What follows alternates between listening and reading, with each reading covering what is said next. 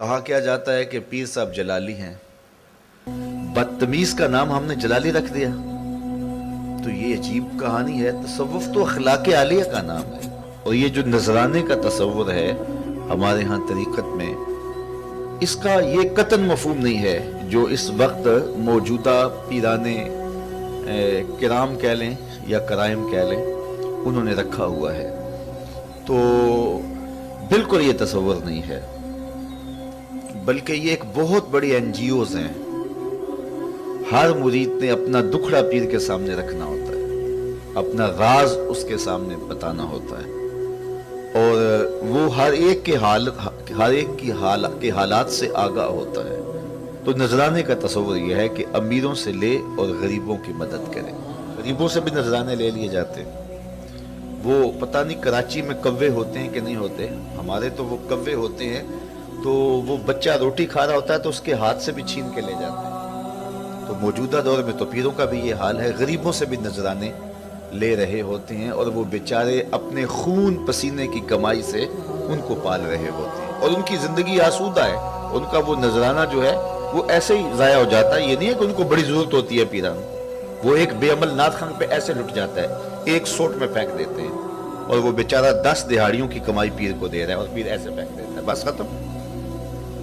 علامہ اقبال علیہ رحمہ کے پاس ایک پیر صاحب تشریف لائے، تو وہاں ان کا ایک مرید رہتا تھا۔ انہیں پتہ چلا کہ میرے پیر صاحب اقبال کے مہمان بنے ہوئے ہیں، تو وہ زیارت کے شوق میں اقبال کے پاس آئے۔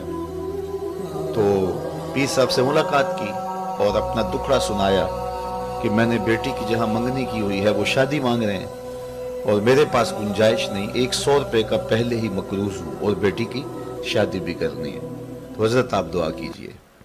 تو انہوں نے ہاتھ اٹھائے اور دعا کی اور اسے اجازت دے دی۔ اس نے جیب میں ہاتھ ڈالا اور 10 روپے کا نوٹ نکالا، اس کو اس نے لپیٹا ہوا تھا، اور اس کو نکال کر کے نظر پیش کی۔ پیر صاحب نے اس نذرانہ کو قبول کر لیا اور جیب میں ڈال لیا۔ علامہ اقبال علیہ رحمہ سارا منظر دیکھ رہے تھے، ان کی ہنسی نکل گئی۔ خیر جب مرید جا چکا تو پیر صاحب نے کہا کہ حضرت آپ ہنسے کیوں تھے؟ فرمایا پیر جی آپ کی دعا کی قبولیت میں مجھے ہنسی آ گئی تھی۔ کہا آپ کو کیسے پتہ چل گیا کہ میری دعا قبول ہو گئی؟ کہا جب آپ نے دعا نہیں کی تھی تو وہ 100 روپے کا مقروض تھا، اور جب دعا کر دی تو وہ 110 کا مقروض ہو گیا۔ رانا نہیں سود ہے پیران حرم کا۔ ایک تو مریدوں کی دعا ہے نا کہ پیر صاحب کی زیارت ہو جائے، اور ایک پیر صاحب کی دعا ہے الہی مجھے 200-400 مریدوں کا پیر بنا دے، اور ان کی دن بھر کی کمائی سے میری جاگیر بنا دے۔ سارا دن کماتے وہ رہیں، اور جو ہے وہ شام کو پیر صاحب کو نذرانہ دے جائیں۔ لیکن جو غریبوں سے بھی نذرانے بٹور رہا ہے اور ان کی غربت کا بھی خیال نہیں رکھ رہا، مرگ پہ جاتا ہے تو وہاں سے بھی نذرانہ لیتا ہے، تو پھر اس کو کس نے حق دیا ہے کہ اس کو پیر کہا جائے؟ یہ اس طرح کا ایک طبقہ موجود ہے، یہ ملنگوں کا، یہ چرسیوں کا، اور یہ بھنگیوں وغیرہ کا، یا جس طرح کے لوگ ہمارے سامنے آتے ہیں، بہت سارے عامل جگہ جگہ بیٹھے ہوئے ہیں۔ تو میں ان کو 2 نمبر نہیں کہتا، بالکل 2 نمبر نہیں ہے، یہ تو 420 نمبر ہیں۔ اور ایسے لوگوں کے ہاتھوں وہ لٹتے ہیں جو جہلا ہیں اور جو شعور سے عاری لوگ ہیں۔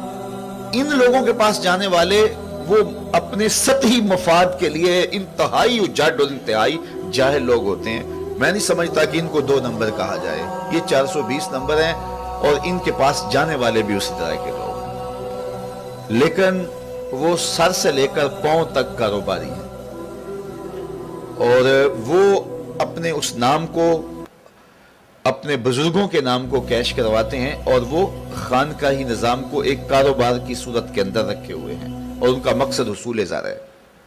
ایسے لوگوں کے پاس جا کے بیٹھنے سے جو بھی باشعور آدمی ہوگا وہ چند دنوں میں سمجھ جائے گا کہ یہ شخص صوفی ہے یا جو ہے تصوف کے نام پر جو ہے وہ کاروبار کرنے والا ہے۔ یہ 2 نمبر لوگ ہیں، یہاں سے وہ جو ہے وہ لوگ جو ہے وہ دھوکہ کھا جاتے ہیں۔ ایسے لوگ بھی جو ہے وہ اسلام کے لیے نقصان دہ ہوتے ہیں، ان کو جو ہے 420 نمبر کہوں گا، اور دوسرا طبقہ بالخصوص 2 نمبروں کا ہے، اور یہ جو طبقہ ہے جن کا فہم دین اور فہم تصوف ناقص ہے، اور وہ اس تصوف کی تعلیم سے لوگوں کے اندر جو ہے وہ حرارت جو اندر کی ہے وہ چھین لیتے ہیں۔ اب اس میں جب علماء نے بہت زیادہ پکڑ کی تو جب علماء جاتے تو وہ ہنس کے کہتے او جی یہ لوگوں نے بنایا ہوا ہے، میں نے کب کہا ہے؟ اور جب لوگ جاتے تو وہ ہنس کے کہتے یار میں تو بڑا کمزور آدمی ہوں، بس چھوڑو اس بات کو، تو وہاں اس طرح ٹال کر کے جو ہے وہ گول مول بات کر دیتے اور اس سے ان کا کاروبار چمکتا رہتا۔ تو اس طرح جو ہے وہ بہت ساری ایسے واقعات جو ہے وہ لوگوں نے خود مشہور کر کے اور اس کے بل بوتے کے اوپر جو ہے وہ اپنے کاروبار رکھے ہوئے ہیں اور کرامات معروف کر دی جاتی ہیں، جبکہ ان کا کوئی وجود ہی نہیں ہوتا۔ تو اس کے خلاف ہمیں عملی طور پہ اٹھنا ہوگا اور تصوف کی، ولایت کی جو حقیقی صورت ہے وہ لوگوں کے سامنے رکھنی ہوگی، اور جب وہ صورت ہم لوگوں کے سامنے رکھیں گے اس سے تھوڑے لوگ تیار ہوں لیکن با مقصد لوگ تیار ہوں گے، اور حقیقی چہرہ جو تصوف کا وہ لوگوں کے سامنے آئے گا۔ باقی اللہ تعالیٰ جل شانہ اپنے دین کا خود محافظ ہے۔ موجودہ صورت میں اگر ہم نے اپنا کوئی کردار ادا نہ کیا اور اس طرح کے بابے ملنگ اور اس طرح کے 2 نمبر لوگ پنپتے رہے، پرورش پاتے رہے اور معاشرے کے اوپر مؤثر رہے، اور ان کے پاس چونکہ ذرائع ابلاغ بھی اب ہر ایک کو، یہ سوشل میڈیا جب سے آیا ہے تو اب ہر ایک کی پہنچ میں ذرائع ابلاغ بھی آ گئے، تو جو بھی جس طرح چاہے اپنی تشہیر کر سکتا ہے، تو ہم بھی اس پہ خاموشی اگر طاری رکھی تو پھر جو ہو رہا ہے وہ تو ہم سب کے سامنے ہی ہے، لیکن اگر ہم اپنا حق ادا کیا، وہ کہتے ہیں اپنے حصے کا کام اگر ادا کیا